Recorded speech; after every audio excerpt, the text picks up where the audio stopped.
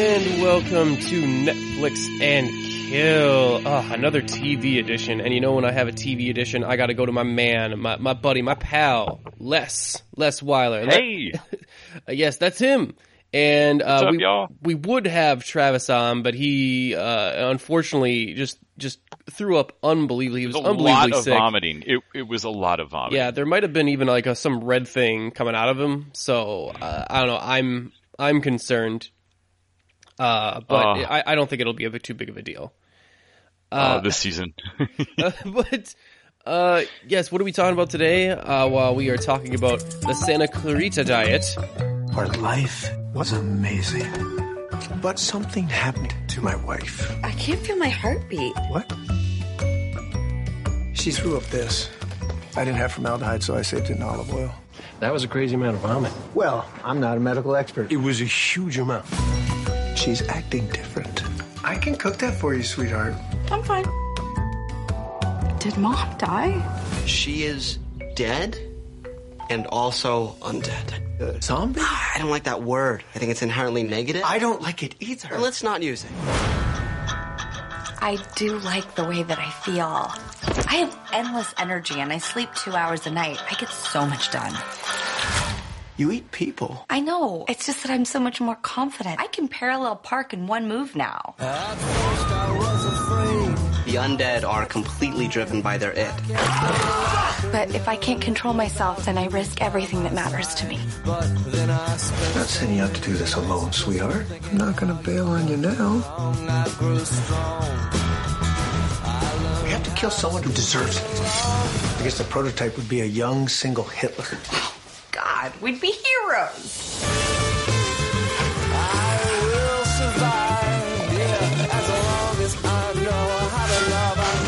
Shit! You guys are not great at this.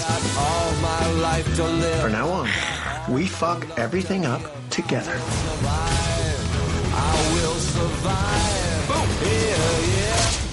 What kind of realtor are you? Residential, but commercial on request. Yes. And that is the Netflix comedy horror zombie show starring Drew Barrymore's zombie show. Mm-hmm. I guess they're zombies. They're zombies. I mean, they're undead. Right. Starring Drew Barrymore and her husband Timothy Olyphant as the Hammonds. Who knew Tim Oliphant was the funniest human being on the fucking planet? Okay, wow. Okay, you know what?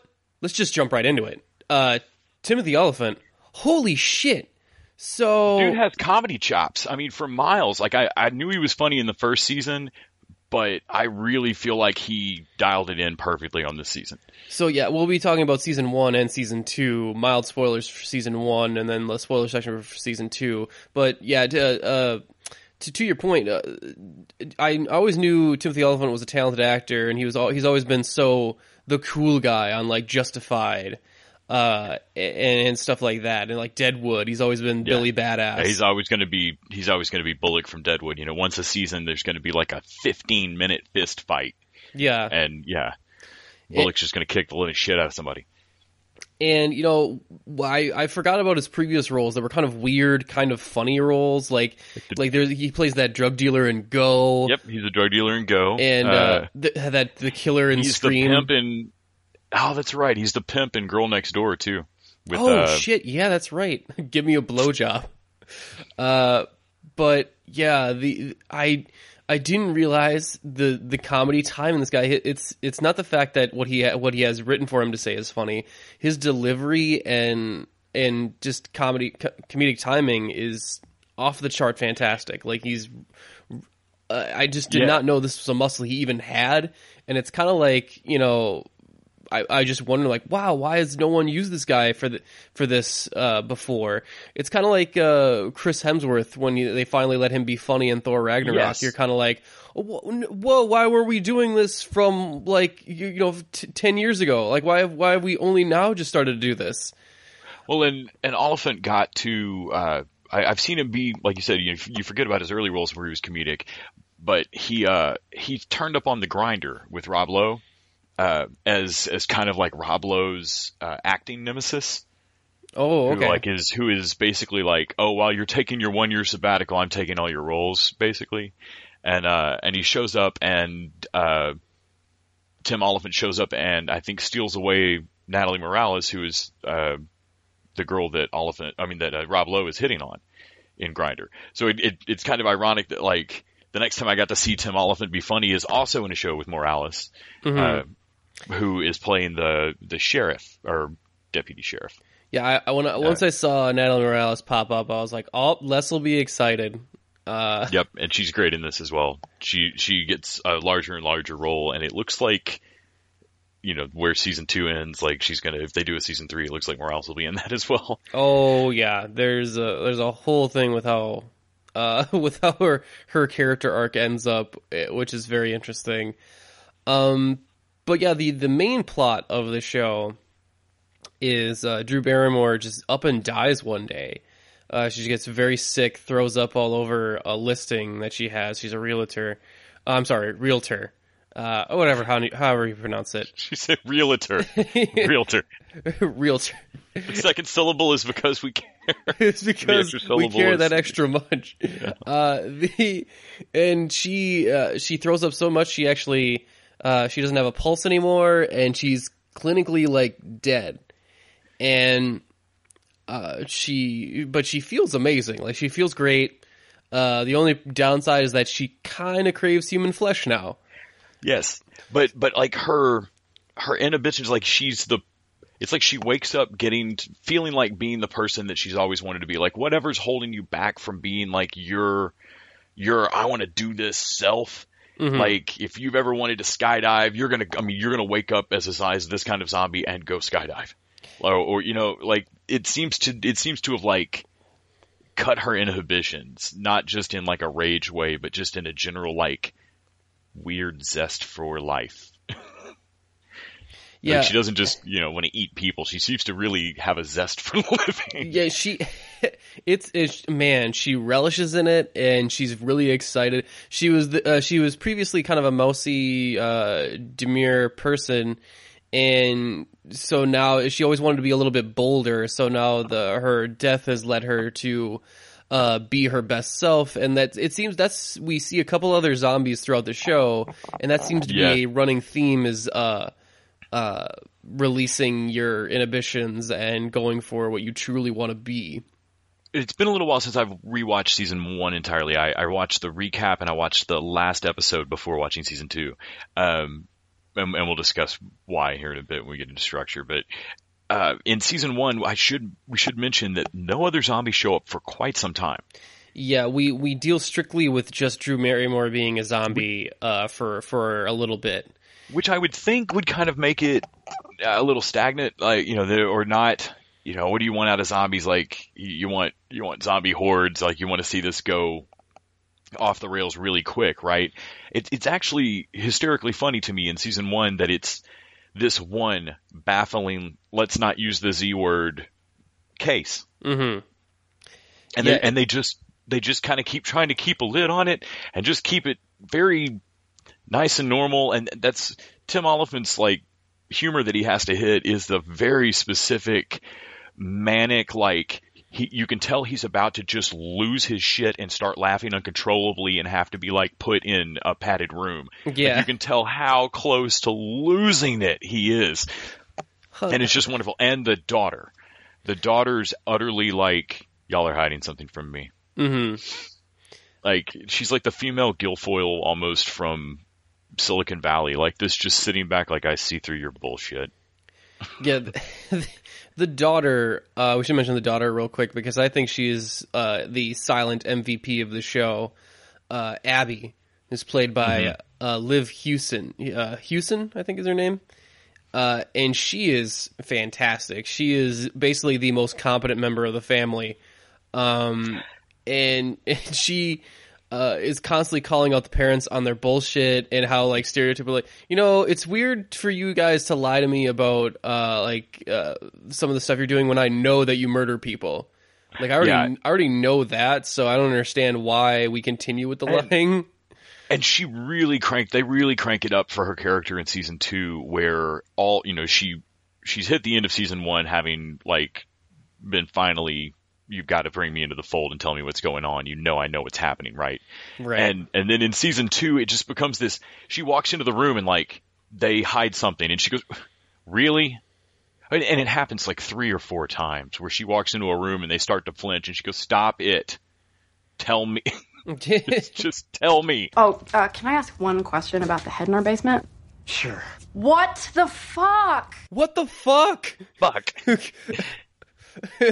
Oh, yeah.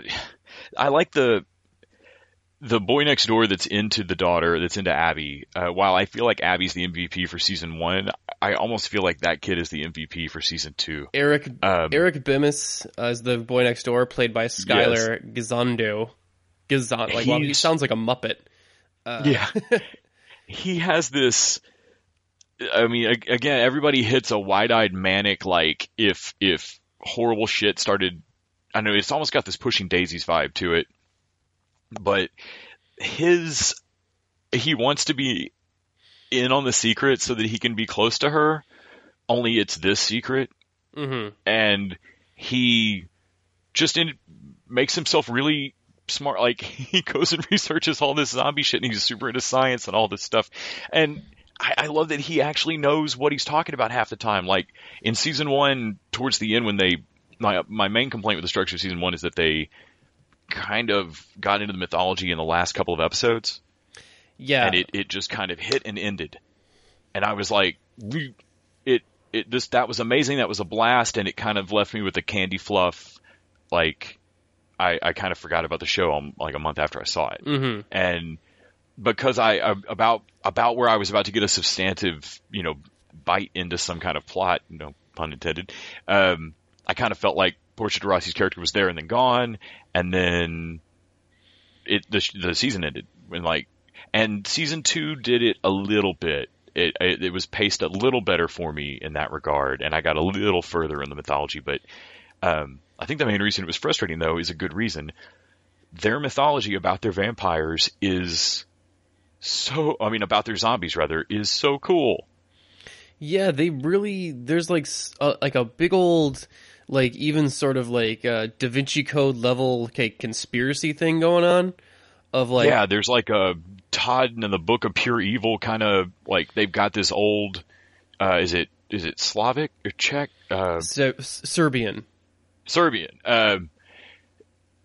Book that's got stuff about these zombies and what's happening, and they notice in the book in season 1, when they find it, minor spoilers, the red ball that Drew Barrymore threw up in the course of all her vomiting, she vomits up like an owl pellet is what it looks like. Like, it looks like a stone.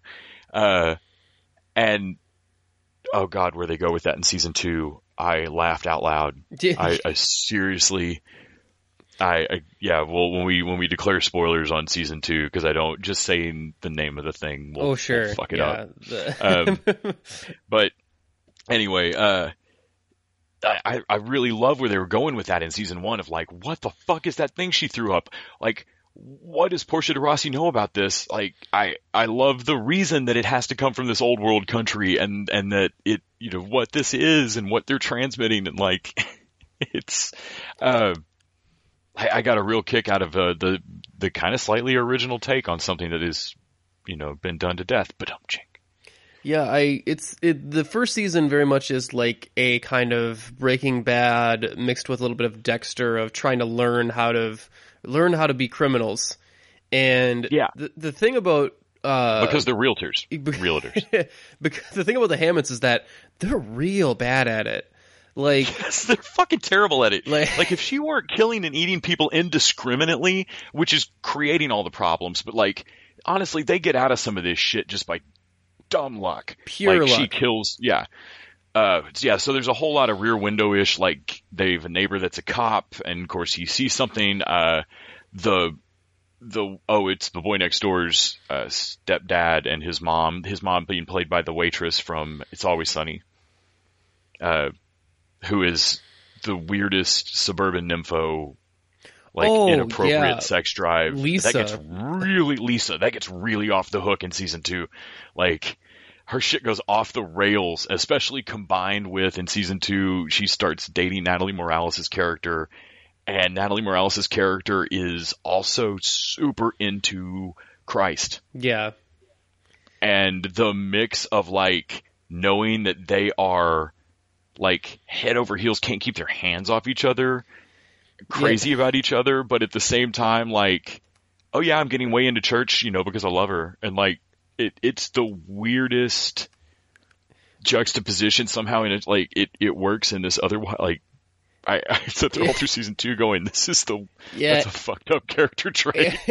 Anne won't get her tongue pierced and go down on me unless I get baptized. So that's what it was of like, oh god, the tit for tat for this is really fucked up. It's just like, I'm sorry, what was she saying? What was that? Like that. No, you know what? We've got our own, and basically like it kind of works for me because these are things that if any other neighbor said, that shit would be the talk of your next picnic or whatever. But like she keeps saying it to the neighbors on like the one couple on the block who were like dealing with so much other shit. I can't even unpack that. I have so much shit going on right now. Like there's that great scene with the other neighbor, the one married to Timothy Oliphant's best friend. Fuck, I don't know I remember her name. But she's like, so did your bisexuality sneak up on you, or did it burn inside you for a long time? Who cares? Nobody fucking cares. It reminded me like, yeah, this would be a whole other plot line for another show of like this character suddenly discovering their bisexuality and vigorously dating the cop which is utterly complicating her neighbors' lives even more. And all the time, like Oliphant and Drew Barrymore are sitting in these rooms like, I don't have time. Well, Drew Barrymore enjoys every room she's in, but Oliphant's sitting there like, I don't have time for any of this. Timothy Oliphant has this great put upon husband thing that he does where it's just like he is constantly, you're right, he's constantly one bad situation away from just snapping. Because he has this desperate explanation for everything of like, honey, I'm just trying to get the body buried so that we can go to dinner so that we can be a nice normal couple again. Like he's just barely hanging on. He gets a little passive aggressive in some of those instances, but it's a little hard to blame him for it when he's like burying bodies and And I feel like it's to his credit that he doesn't come off like Nicholson in The fucking Shining.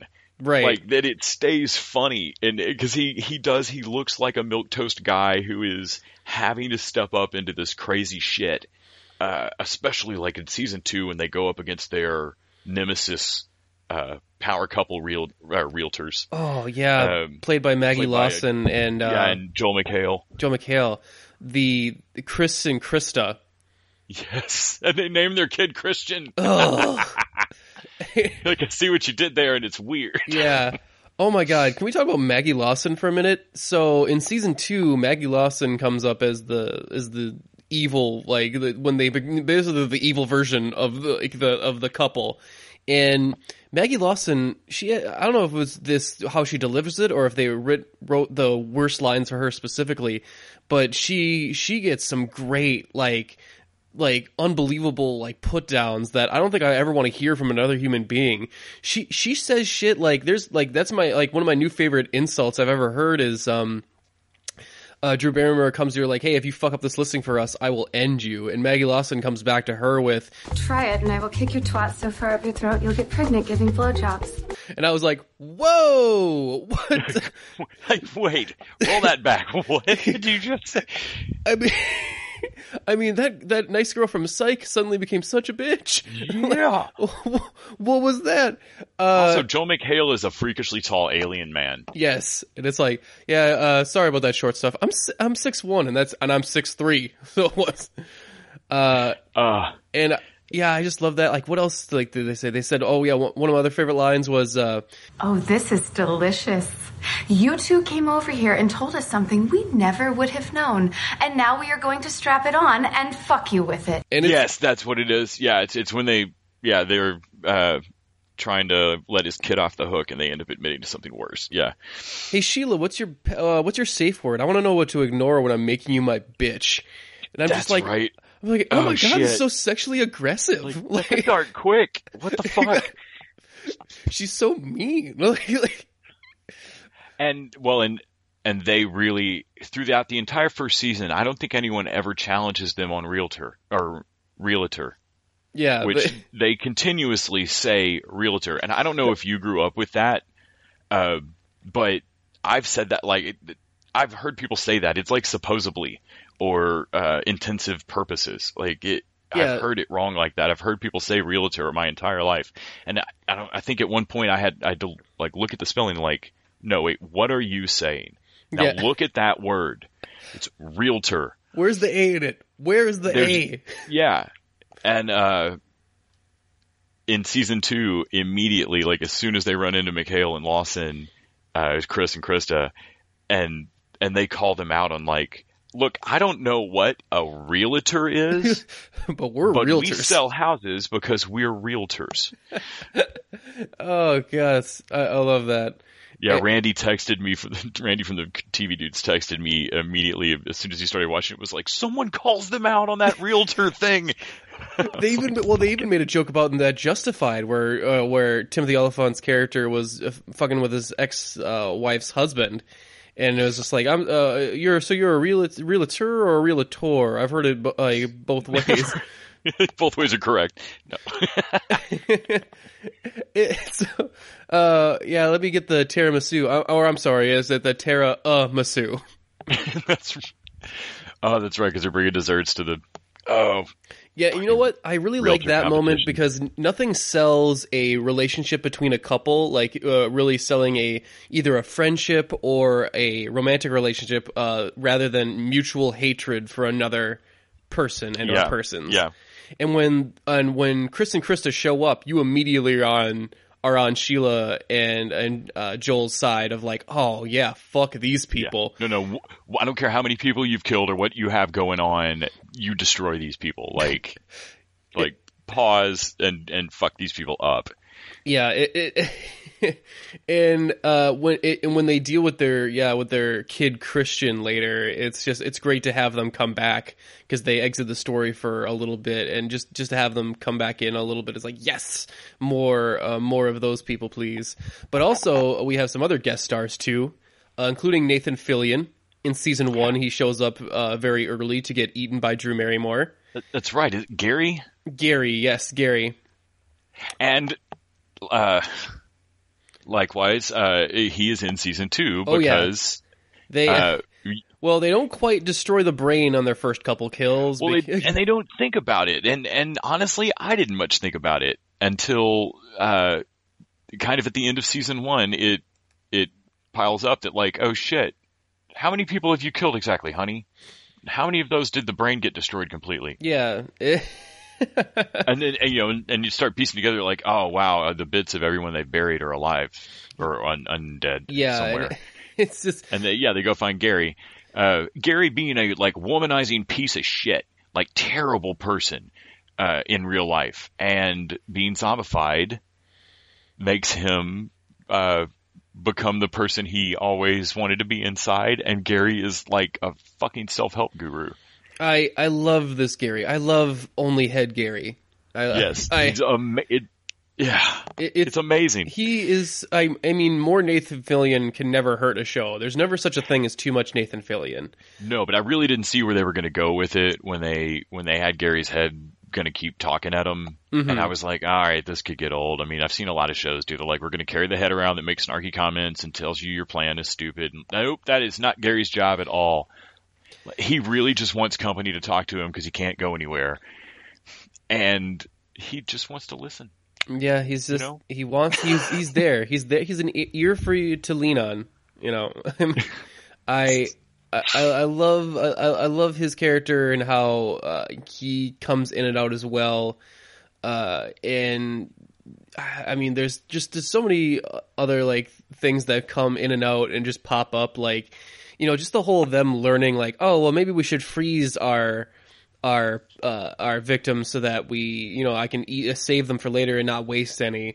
And then they start to like pick out like, okay, who are we going to kill? Someone no one will miss, no family, preferably evil. So think of like a young single Hitler, which actually comes back later in the second season, surprisingly, of like, yes, we found our young single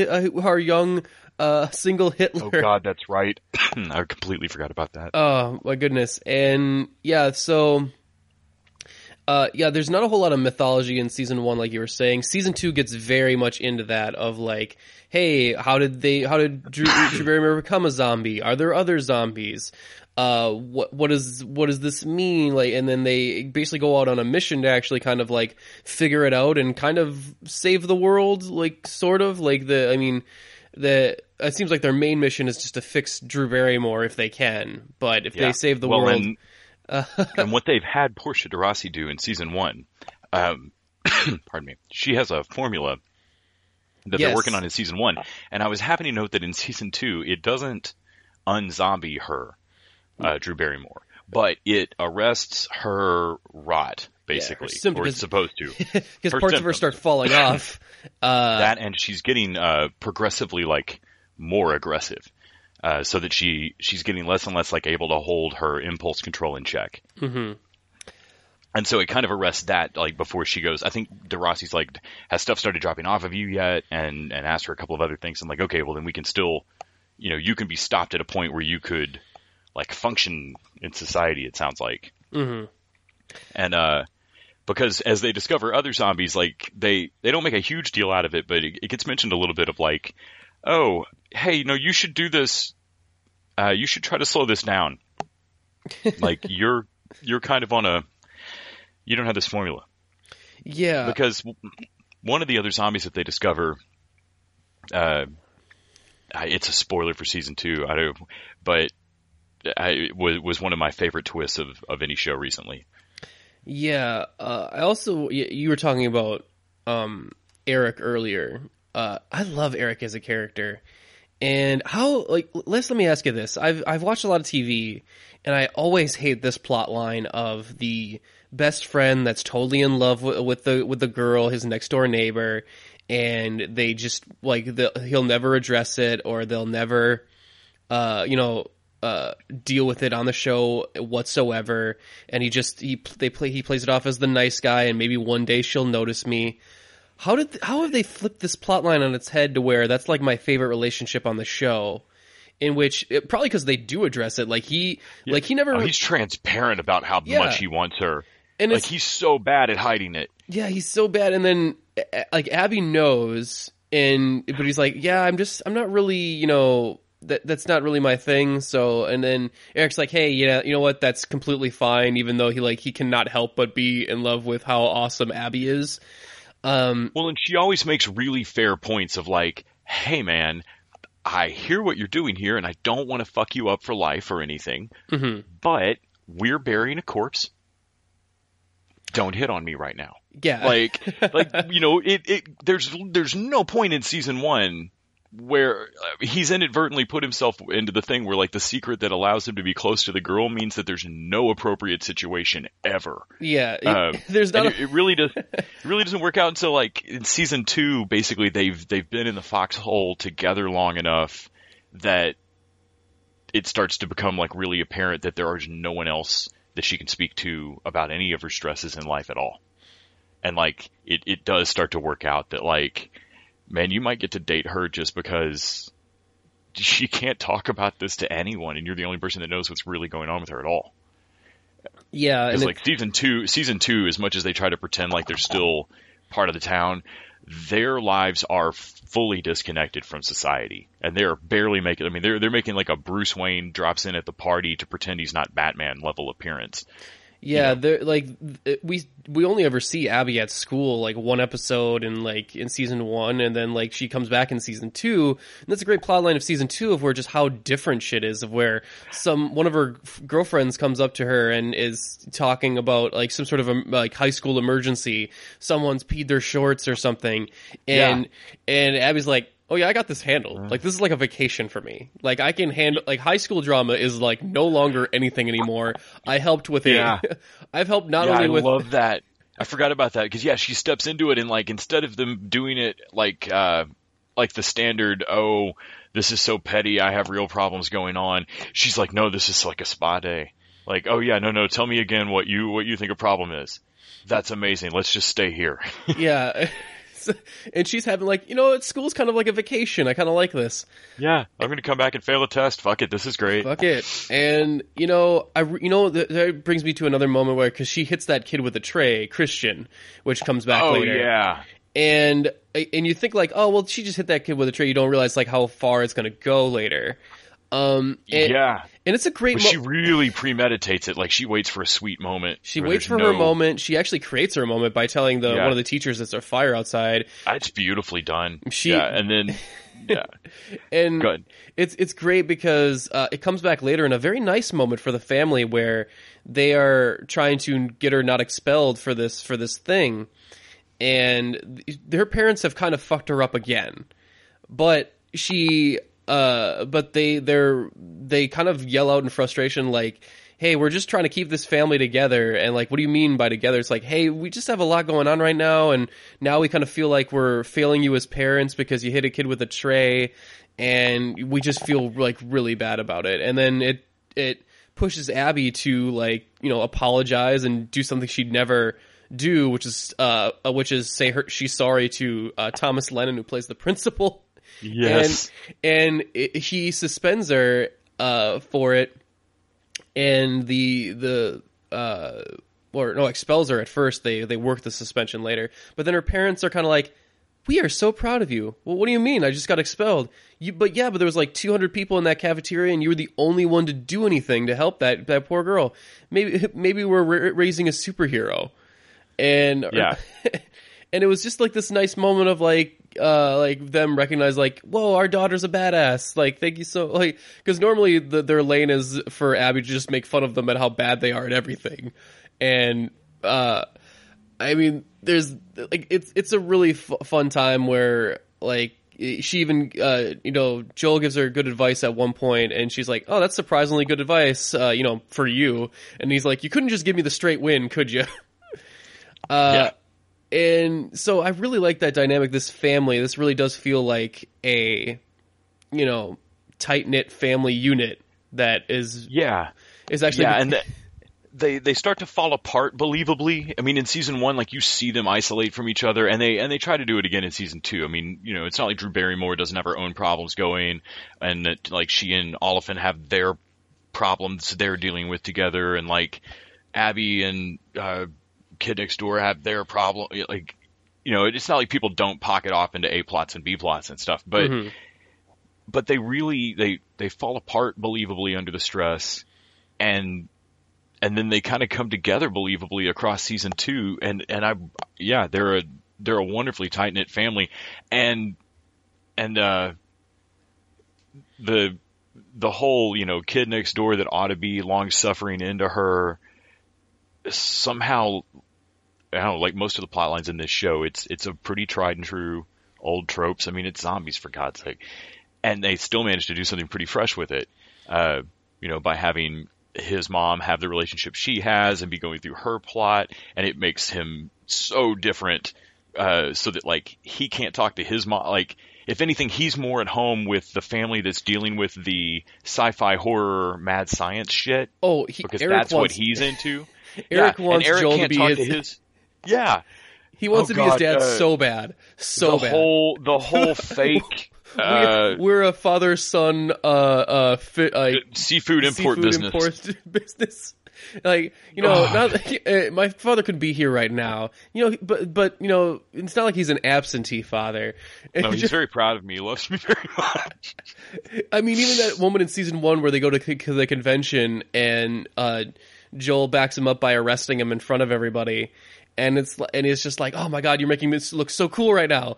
And he's just really into this family. He's just like, this is the family unit I kind of want. I don't want a stepdad that like threatens to beat the shit out of me and like psychologically tortures me. And I could maybe do without such a sexually open mom sometimes, but yeah. Oh God, every time, especially in season 2, every time Abby and Eric are in the same room together with Lisa, she's like, "Oh, and there's condoms in the drawer over there, and I can leave. I've got noise canceling headphones I'll put on. You kids have fun." Like, yeah, there's just like way past, boy, like the most creepily enabling. It's just so weird. Oh, but you know what? We haven't mentioned, since Travis couldn't be right now, I would be remiss to mention his favorite character, Ramona, who... Yes, well, that's the one that I... So do we want to get a little spoilery? So, man, I don't like, because to talk anything about her would be very spoilery, but we'll talk about her in season 1, because I even liked her in season 1 where she pops up. Yeah, no, season 1 she's great. Yeah, she's this droll... every time Tim Oliphant's husband is having to, or any of them really, but a lot, mostly Joel, I feel, is having to run to the Rite Aid or whatever their local convenient, Walgreens, CVS, whatever. Yeah. To get, I mean, and it's always like you are clearly dealing with something fucked up. Her delivery on it is just.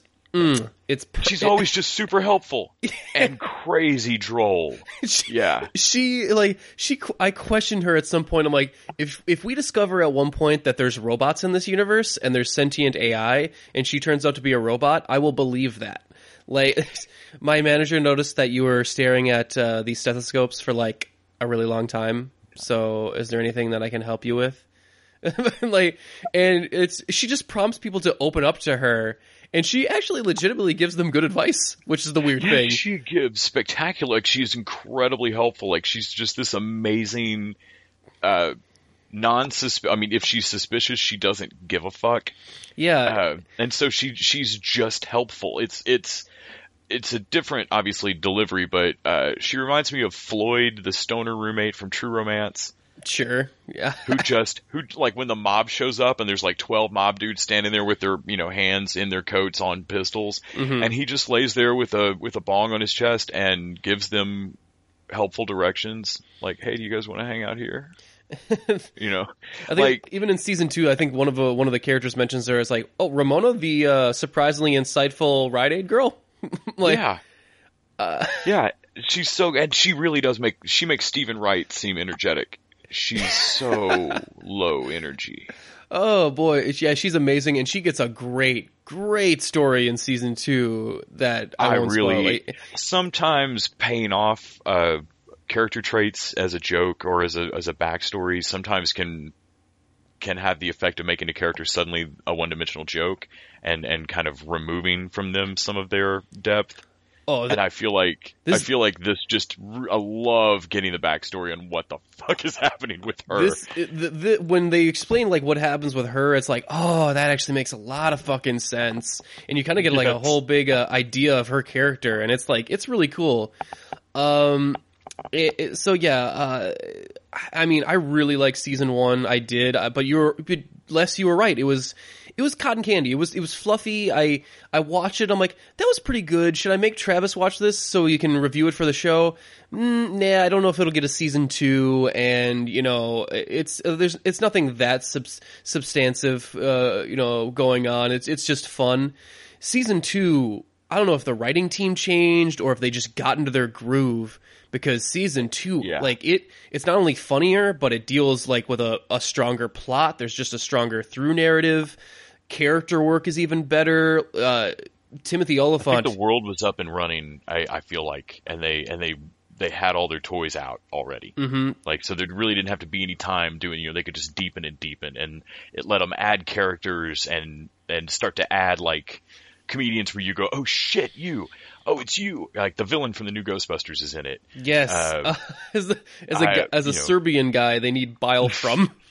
Yes. And I cannot remember the actor's name. I always think of him as the guy from Happy Endings.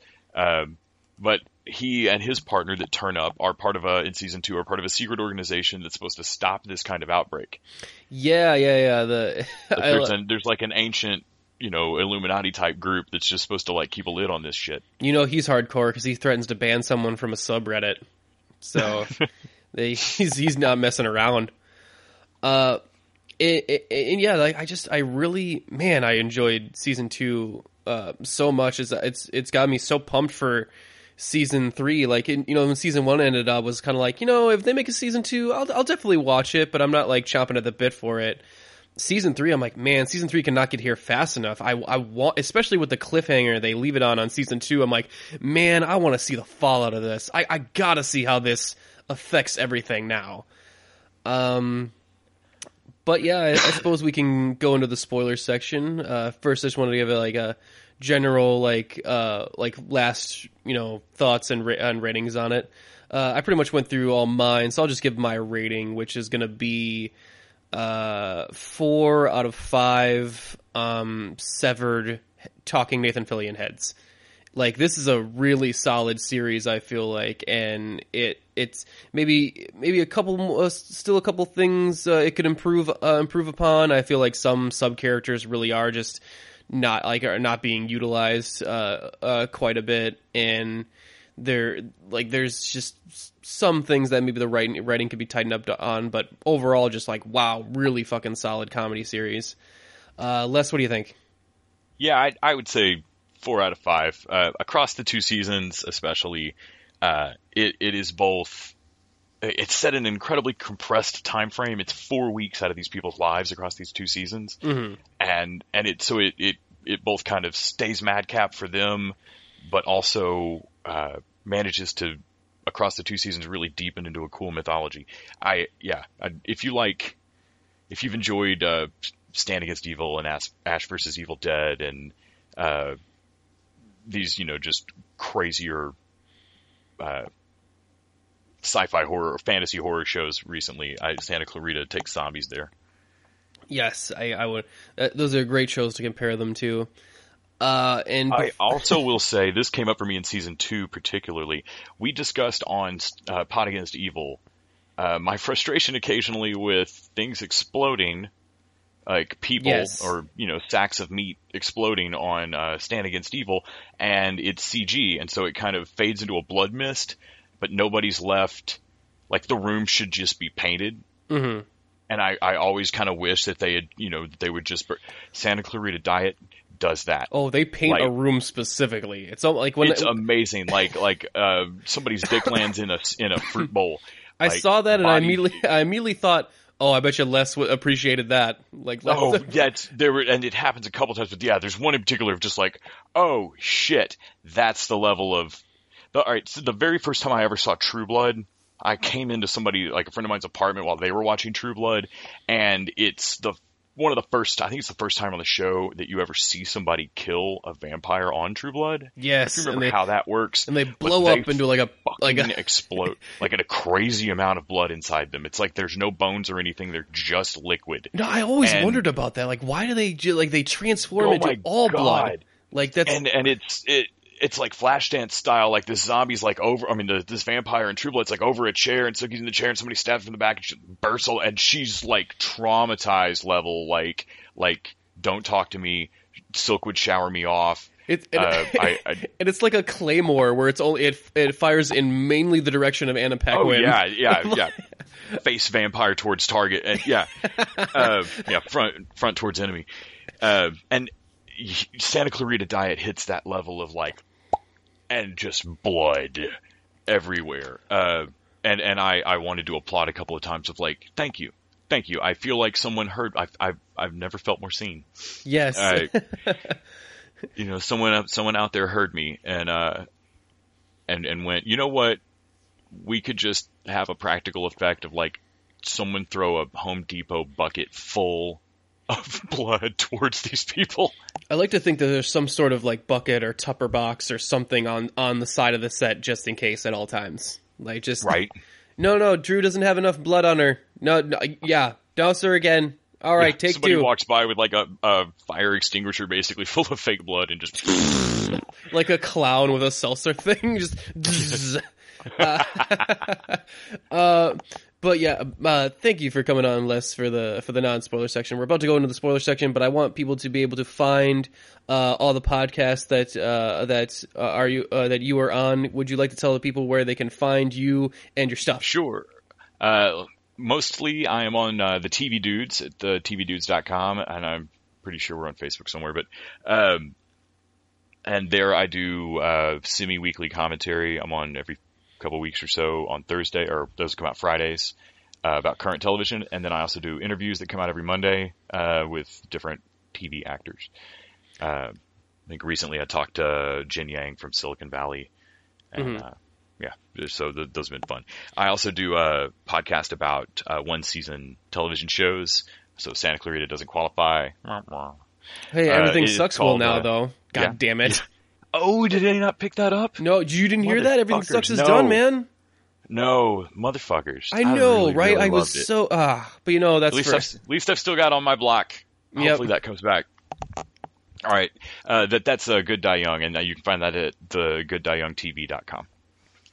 Yes, it's great. Les, you are a great interviewer, by the way. Thanks. I didn't realize it until like just now, where you've been releasing these interviews. I'm like, you got a great technique about you that I really appreciate. So people like definitely go check out those interviews that he does. They're a real fun time with some really great people.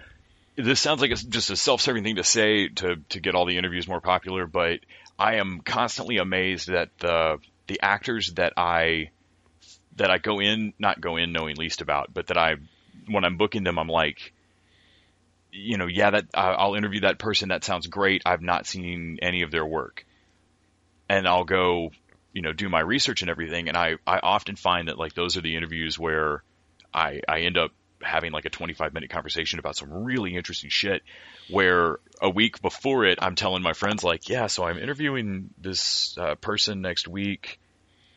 I have no idea what we're going to talk about. I know nothing about them. And I'm constantly amazed that like those seem to be the ones that end up being the coolest. Cause like, I get to ask all those things, as opposed to the, interviewing, Jimmy O Yang, the guy that plays Jin Yang. He just released his autobiography, and I got it, a couple days before interviewing him and managed to read it. It was actually weird, trying to go into an interview having just finished someone's autobiography. Right. Of like, well, I had 10 questions, and then I read that book, and I feel dumb asking. Right. I mean, like I started the interview like I was going to ask a bunch of stuff, but just buy the book. I don't know. He wrote. Tell me things you didn't want to put in the book. Right. You didn't want people to know. Were there any stories that got cut because they were just more awesome? You wanted it to be. You wanted it to be more believable. You didn't want people to think of you as some sort of god or something. No, that's great, and I really appreciate them. So, with that, we're going to take a small musical break, and we'll be back with the spoiler section right after this. It's close to midnight. Something evil's lurking in the dark. Under the moonlight, you see a sight that almost stops your heart. You try to scream, oh, but terror takes a sound before you make it. Yeah, you start to freeze as horror looks you right between your eyes. You're paralyzed. And welcome back to Netflix and Kill, spoiler section for Santa Clarita Diet. We'll be talking about some of the spoilers for season 2 specifically. Where should we start, Les? Oh my goodness. Mr. Ball Legs! Mr. Ball Legs! So, it turns out that the red ball that people throw up after they become zombies is actually some sort of sentient spider ball-like creature thing. Oh my fucking god! Which, yeah. I believe, the Barrymore's been keeping hers in the freezer. Yes. And apparently that's the only reason why hers has not, started doing anything. Yeah, so it's interesting that we see that, but we never really figure out, still what it quite is, other than I'm pretty sure it's some sort of evil, It doesn't seem good. No, it seems bad. Maybe that's... Well, yeah, when they kill one of the zombies, they have to kill it too. Barrymore stomps it, I think, as well. They kill the general, and then Oliphant hits it with a hammer. Yeah, and I don't know if they have to, or I really wonder what the connection is. And this is part of what frustrated me a little bit, like how season 1 had Portia de Rossi, and then was just over, oh, we're getting into the mythology. What do you mean that was the last episode? Yeah. Season 2, I wanted more about Mr. Ball Legs, and so Ramona specifically is how we get to Mr. Ball Legs. Yes. So I like that, like you said, Eric goes ahead and reveals pretty quick, and he's terrible about hiding it all through season 1, that he loves Abby and is putting up with all this. I'm totally willing to help bury a body to be close to you. Totally. And at the start of season 2, or partway through season 2, she really finally gets it through to him of I'm not going to date. At this point, yeah, you're the only person I can talk to, but we're too close to And this is not going to happen. And to his credit, he does get it. Like he's like he doesn't really push it that pretty much after that. He's obviously disappointed and still kind of in love with her, but he's he's trying to be as cool with it as possible. Like when she starts to date Sven or something, he's doing his level best to be cool about it. And it's hard. It's really hard for him because you know what? I think what sells it is that even if Abby isn't interested in him, I think Abby is still the coolest person that Eric knows and is still like his best friend. Well, and Abby's newfound badassery at school is suddenly what gets her able to date like the cool guy, which then she realizes that's how she realizes that like nothing she says doesn't freak out normal people. Yeah, that like you're a badass, but you're actually like scary as fuck to normal people at this point in your life. It's like what do you do? Like, how do you normal chit chat about stuff when all you did yesterday was help your parents commit a murder? Yeah, and you would think that the same thing would happen to Eric because this is basically his after school as well. Except that the girl that decides that she wants to hit on him is Ramona, our favorite, incredibly sage and very droll Rite Aid employee, who we find out is a fucking zombie and has killed a shitload of dudes. Oh, yeah. It seems like. And she's been buried a bunch of, like, they start finding bodies, and I love Tim Oliphant looking at Drew Barrymore of, like, is that, that's not us. That's not us, right? Like, and similar to Drew Barrymore wanting to be more aggressive and coming out of her shell when she becomes a zombie, Ramona was incredibly peppy and outgoing and always wanted to be a very quiet person. She was an auctioneer. That's right. She was an auctioneer, and she always wanted to be slower and quiet. You were an auctioneer? Why did you go to an auction? No, it's just really hard to picture. I had a natural gift for it. The high energy, the rapid fire, musicality of the presentation. It was very exciting. I hated it. I always dreamed of being a slower, duller person, but was never brave enough to make it happen. Until now. And it's like, I just love that. But then she also realizes that, like, the reason that Drew Barrymore's making this work, or she feels Drew Barrymore's enjoying her zombiness more, is that Drew Barrymore has Tim Oliphant. Yeah, she has a Joel to help her out with this. Yeah, so I need a Joel. And she's just going to make Eric stay. Eric's terrified. Oh, that is my favorite Eric moment of either season is where Ramona comes in with her and Eric is like, "Hey guys, so Ramona is basically said we're going to be together forever. Something about me helping her killing bodies and helping her with her zombiness. Something about me being her new Joel. That ringing any bells for anybody? How about you, Joel?" And like that like level of like desperation of like, please for the love of God help me. Someone help me. Yeah.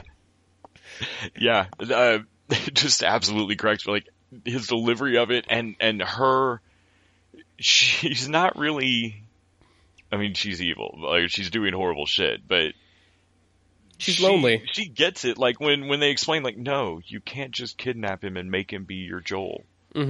Oh. Okay. Well, it's like I love her explanation. Like she gets it too. And she just solely accepts it, and she like moves away. And I love. It's like I can't take Mr. Balllegs with me, so you'll have to keep him. Yes, because she has put her little thing that she threw up when they start. Oh, did you throw up a lot too? Yes. Yeah. I also did you throw up a red ball thing? Yes. What did you do with yours? Like I put mine in the freezer. Oh, mine did that. And she has hers in a terrarium. Yeah. Because it's grown spider legs. And I have to say, that is one of the most fantastic, subtle CG things I've seen in a show in a long time.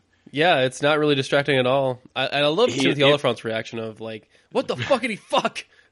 Yes.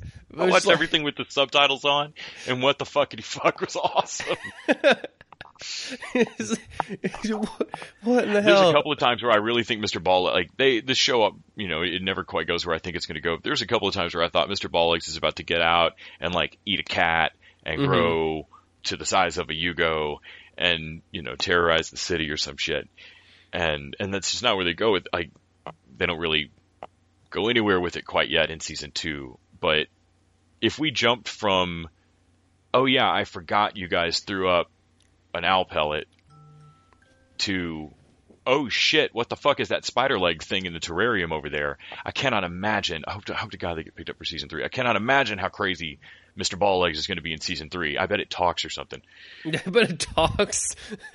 No, it just starts to do the whole Michigan J. Frog thing of like when it's not. You took the image out of my head. That's exactly what. Yes, but only around Joel. Joel is just like, hello, honey, my baby. Honey, hello, no, it fucking sings. Hello, my honey. Hello, my baby. Hello, my ragtime gal. Yeah. What is it? Rabbit. God damn it! Yeah, no. It's okay. So I would absolutely love that. But yeah, that's what leads them to Chipopo's. That's where because they find the receipts there, and it turns out like all this thing leads back to Chipopo's and this one clam distributor that got her clams from Siberia. That shit gets blown up by the Night Order people that have the Mr. Ball Legs tattooed on his arm, and the insignia on the shields and whatnot. So like there's that whole plot line going on, and I love that they basically accidentally kind of like save the world. Like they were trying to save the world, but then like that shit just got blown up by a rocket launcher, and I was like, well, yeah. When they find all the red clams the lady has, and and they can't. Oh God, they can't kill them when they're trying to like Eric. What boils one, puts it in bleach, does something else to it, like sits it out, and it shoots out a tentacle and eats one of the dead ones and like crunches the shell up. Shit, like super fucking disturbing. Yeah. Oh boy, I love it. So yeah, they end up like, and the rest of the season 2 is them trying to not get caught by Anne, who has just been like. She is so, like, I can't tell how suspicious she is of Joel and them because she paints suspicious, like a series called Suspicious Objects.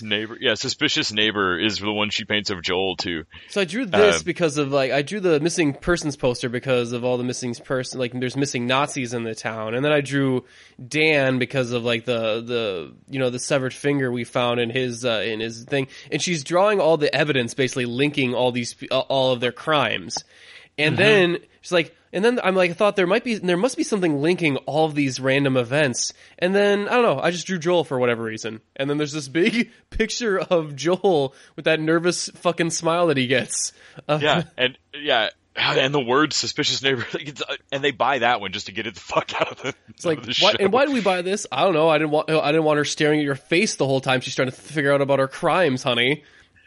And they keep trying to like you say, like talk her out of it. Like, you know what? Instead of focusing on this crime, why don't you paint?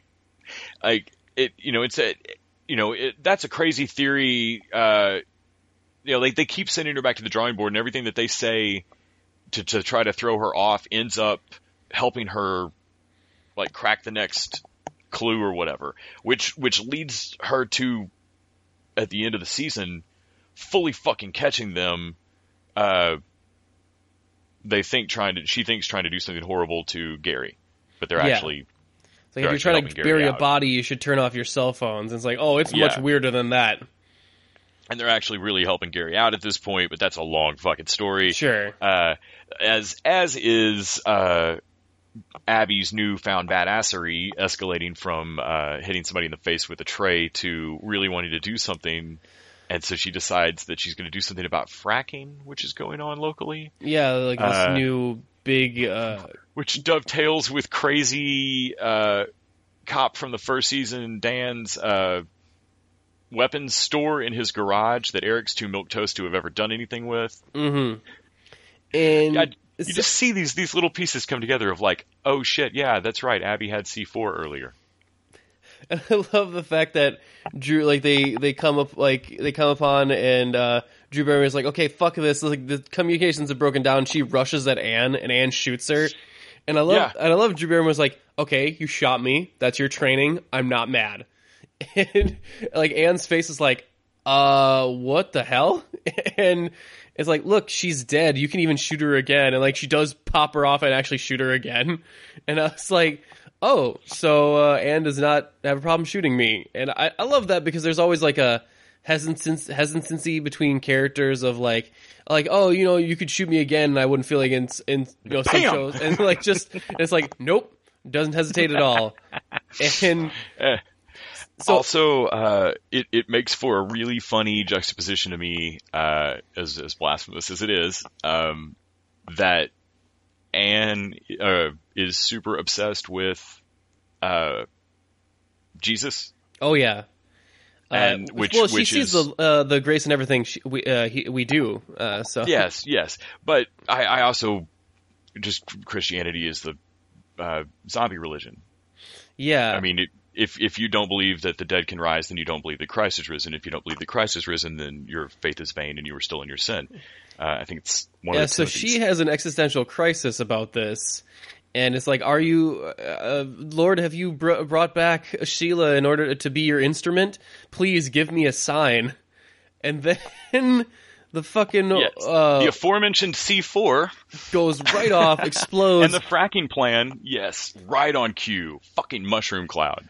I love that, like, and you know, and they show Gary's head of like, behold, it's like, holy shit, have you brought you were truly God's instrument, and then Gary's like, it seems unlikely but true. And they, you know, after the explosion, it's like, you truly are his witness. I let me know how I can serve you, instrument of the Lord. And genuflex, yeah, she drops to her knees, like, oh great. And Drew Barrymore, and I love Drew Barrymore and Tim the Elephant always have these really loud asides that you got to figure everyone else can hear. They say it so loud, and she's like, "Oh, this makes me really uncomfortable." And she's like, and I love Joel's response of like, "You did say you wanted to get more religious." Like, yeah, but I didn't want to start a religion. And I just love how awkward they are about it, but they kind of have to go with it because it's their only option right now. And I think the last line we go out on is just Gary saying, well, this just got fucking weird. Yes, and thanks to season 1, I was now prepared for this to be the end of season 2. But yeah, I just love the the whole paradigm just changed again. Like, what the fuck did Abby? I mean, you know, there's going to be fallout from Abby just blew up a goddamn there's fracking development. There's got to be consequences to that. Like, and I mean, and likely, I mean, in this town with multiple zombies, there's almost no way that she didn't also just disperse a bunch of bodies. Right. Well, they blew up the where Joel and them like buried their kills. She vaporized a bunch of it, but I don't think on this show that they're lucky enough that she disposed of evidence. I bet she probably landed evidence in yards for like 5 miles. Yeah. For whatever reason, like for predictions for season 3, for whatever reason, I think Eric's going to become a zombie. I think we're going to get to a point where he sacrifices himself to save Abby at some point, and the only way to save him is to turn him into a zombie. And then he'll become whatever version of himself that he's always wanted to be, and we'll be mourning a character, but then you'll get. Whatever Eric's dream. Maybe super suave Eric or something, like really cool Eric. And I don't know, for whatever reason, I get a feeling off of like that. I think that's what the writing of the show, I think that's what's going to happen, even though there's not really any solid evidence for me to believe that. Yeah, I have no idea where season 3 will go. I hope they just keep doubling down on the crazy. I would like something, ideally for me, something like Abby's explosion sprays all of their buried kills across the town, and people have not just body parts in their yard, but moving body parts. And that they managed to spread the zombie thing, like they stopped the clams, but managed to spread it some other way. Like, I'm sure that this show will just keep one-upping itself on sheer weirdness, and that they will not shirk on the fake blood. No, absolutely. Well, that was the spoiler discussion for Santa Clarita Diet. Thank you so much, Les, for joining me once again. It's always a pleasure having you on. With that, we are going to wrap it up here, and join us next time for whatever other crazy killer movie or TV show or thing we end up reviewing on Netflix, I got to go take care of Travis's Mr. Ball Legs. So I will be dealing with that. Wish me luck, guys. I do not have a Joel to help me out with this. Yeah, this is why I keep mine in the fridge, man, or in the freezer, man. Okay, I'm gonna try that. I'm trying to keep mine on ice. But yes, we are. Until next time, we are Unapologetic Geek Out, and we're out.